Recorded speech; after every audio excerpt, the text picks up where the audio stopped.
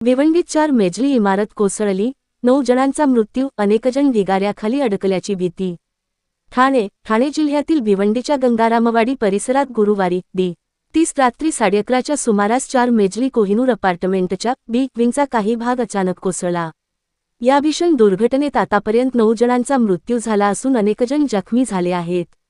तसेच ढिगाऱ्याखाली आणखी काही नागरिक अडकल्याची भीती व्यक्त करण्यात येत असून त्यांचा शोध घेण्यासाठी एनडीआरएफ, एसडीआरएफ, अग्निशमन दल आणि स्थानिक प्रशासनाकडून युद्धपातळीवर बचावकार्य सुरू आहे. दुरुस्ती सुरू असतानाच दुर्घटना. महापालिका अधिकाऱ्यांनी सांगितले की कोहिनूर अपार्टमेंटमध्ये 48 खोल्या असून प्रत्येक मजल्यावर 12 खोल्या आहेत. ही इमारत यापूर्वीच धोकादायक घोषित करण्यात आली होती. दुर्घटनेच्या वेळी इमारतीच्या दुरुस्तीचे काम सुरू होते. रात्री सुमारे 9 वाजल्यापासून इमारतीत तडे जात असल्याचा आवाज येऊ लागल्याने स्थानिक नागरिकांनी अनेक कुटुंबांना बाहेर काढले.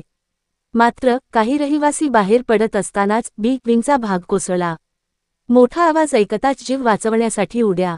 दुर्घटनेतून बचावलेले अभय कुमार यादव यांनी सांगितले की रात्री जेवण झाल्यानंतर ते कुटुंबासह खोलीत होते. अचानक इमारतीतून मोठा तडतडण्याचा आवाज आला. बाहेर पडण्याचा मार्ग नसल्याने त्यांनी पहिल्या मजल्यावरून उडी मारली. या घटनेत त्यांच्या पायाला फ्रॅक्चर झाले. यादव यांनी सांगितले की स्थानिक तरुणाने शिडी आणल्यामुळे अनेकांना सुरक्षित खाली उतरता आले. त्यावेळी इमारतीत सुमारे 25 ते 30 जण होते. इमारतीत एकूण 45 खोल्या आहेत. ती शिडी नसती तर अनेकांचे प्राण गेले असते, असे त्यांनी सांगितले. डोळ्यांसमोर इमारत कोसळली. संगीता प्रजापती या दुर्घटनेच्या वेळी पार्किंग परिसरात होत्या. इमारतीला तडे जात असल्याचा आवाज ऐकताच त्या बाहेर पळाल्या. मात्र बाहेर पडत असतानाच इमारतीचा भाग कोसळला. या दुर्घटनेत त्या जखमी झाल्या. फोन वाजतोय पण उत्तर मिळत नाही.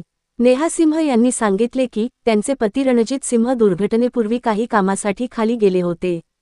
ते गेल्यानंतर अवघ्या 10 मिनिटात इमारत कोसळली. त्यांचा मोबाईल अजूनही वाजतो आहे पण ते फोन उचलत नाहीत, असे त्या भावूक होत म्हणाल्या. एनडीआरएफकडून युद्धपातळीवर बचाव मोहीम. घटनास्थळी एनडीआरएफ, एसडीआरएफ, अग्निशमन दल, ठाणे आपत्ती प्रतिसाद पथक आणि स्थानिक प्रशासनाकडून बचावकार्य सुरू आहे. श्वान पथक, 4 अग्निशमन बंब, 2 रुग्णवाहिका आणि जड यंत्रसामग्रीच्या मदतीने ढिगारा हटवण्याचे काम सुरू आहे.